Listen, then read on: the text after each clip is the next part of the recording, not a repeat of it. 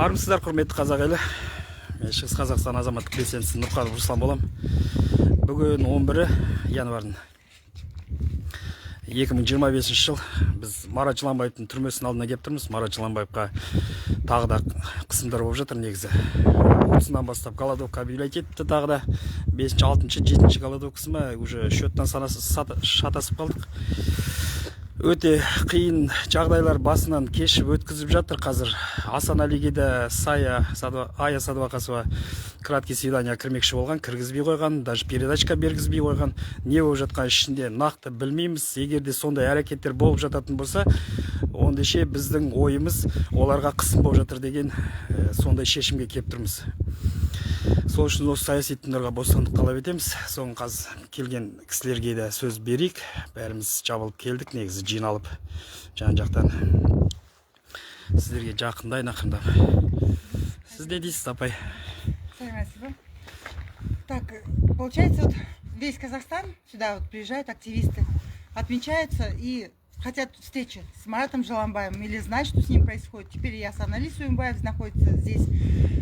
Получается, приехал Руслан Нурканов с Усть-Каменогорска, Асет Апишев с Алматы был, приезжали с Кокшетау, приезжали с Семея, Талдыкургана, с Ахтау были, Жанаузена. Так что наш герой, вот наш патриот, да, наш спортсмен знаменитый, сидит в тюрьме. И правда, вот эта голодовка, она его доконает, и мы увидим, как Арона Атабека вот выпустят за месяц, когда уже совсем будет плохо. Марату уже 61 год, надо учитывать, что любая голодовка, тем более в туберкулезном, в бывшем туберкулезном лагере вот этом, в этой колонии, опасна для здоровья и Марата, и для Асанари. Руслан сказал, что Асанари не пустили на свидание, хотя у меня как бы полномочия от его тети. И тетя мне пособие перевела, чтобы я сходила к Асанари на свидание. А мне отказывают, ссылаясь на то, что я не родственница. А это незаконно. Естественно, мы обратились в прокуратуру, не знаю, какой будет ответ. Но то, что здесь начальник колонии Тулаков я считаю, что он преследует политических заключенных.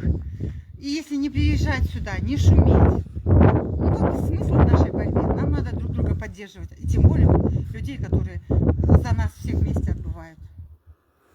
Рахмет сізге. Сіз не дейсіз, апай? Сәлеметсіз бе, қазақстандықтар. Енді біз бүгін міне тағы келіп тұрмыз Степногорск қаласына. Марат Жыланбаевтың 30 желтоқсаннан аштық жариялады деген естіген біз. Енді саяси бостандық тілейміз бүткіл саяси қуғын сүргіндегі азаматтарымызға. Қысым тоқтатылсын. Олардың талап еткен талаптары іштегі орындалсын. Соны айтқым келеді. Рахмет, апай. Сіз бір нәрсе дейсіз бе, аға? Армысыз қазақ елі. Менің есімім Ибрай. Мен Степногордың белсендімін. Бұна саяси тұтқындарға тірек беру керек. Келіңіздер осы қалаға. Поддержка жасау керек бәріңізге. Бостандық берсін бәріне. Рахмет, аға. Дейсіз бе, апай, тағы да ез добавить? Тағы да бір сөз бар. ОНКшники, вот тут список бар, 11 кісі, бір список, 11 кісі, тағы да пенитенциарный, это пыткалар болмасын деп. Но приезжают они, не приезжают, неизвестно. Артур Ластаев так и келмепті, да. Потому что сколько раз уже Марат Жыланбаев приглашал его, келген жоқ. У нас был Ожас Сыздыков, но единственный ОНКшник, который приезжал сюда, проведывал Марата, мы хотя бы что-то знали. Так он теперь тоже заболел, у него почки. И он берет перерыв в общественной деятельности по здоровью. Получается, мы вообще теряем даже вот ОНКшников. Остальные не реагируют. Отписки Махан Жасаватор в WhatsApp, что мы приняли ваше обращение, будем смотреть и так далее. Но действий я не вижу ОНКшников. Получается, их жизнь в наших руках. Не в руках правозащитников, в кавычках, да, там, общественных фондов, а именно нам, гражданским активистам, надо бороться. Приезжать сюда, устраивать митинги.